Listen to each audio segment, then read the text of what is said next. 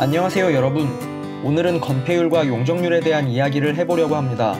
토지와 건물의 재산 가치를 논할 때 빠지지 않고 등장하는 아주 기본적이면서도 중요한 개념입니다. 우선 사전적 정의부터 보겠습니다. 건폐율이란 건축 면적을 대지 면적으로 나눈 값, 용적률이란 건축 연면적을 대지 면적으로 나눈 값입니다. 그렇다면 건축 면적과 연면적에 대한 이야기를 해야겠군요. 먼저 건축 면적은 하늘에서 내려다본 건축물 윤곽선의 면적입니다. 건물이 몇 층이든 각 층이 어떻게 생겼든 그냥 하늘에서 내려다본 이 윤곽선의 면적이 건축 면적입니다.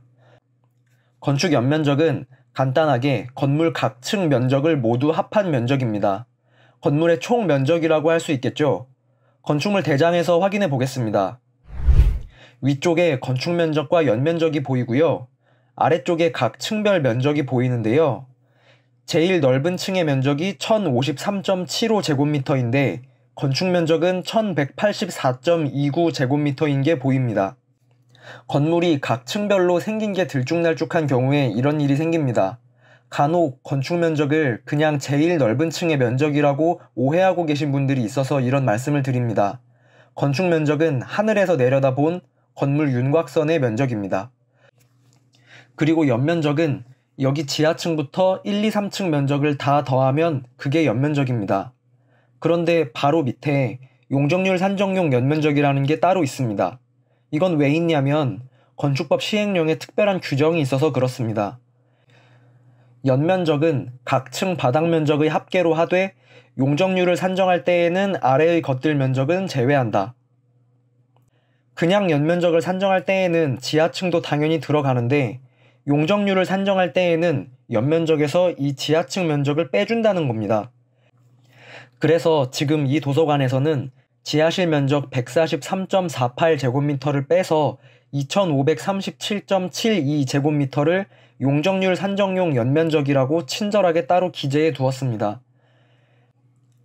이제 처음의 개념, 건폐율과 용적률에 대한 이야기로 돌아오겠습니다. 건폐율은 건축 면적을 대지 면적으로 나눈 값, 용적률은 연면적을 대지 면적으로 나눈 값, 정확히는 용적률 산정용 연면적을 대지 면적으로 나눈 값입니다.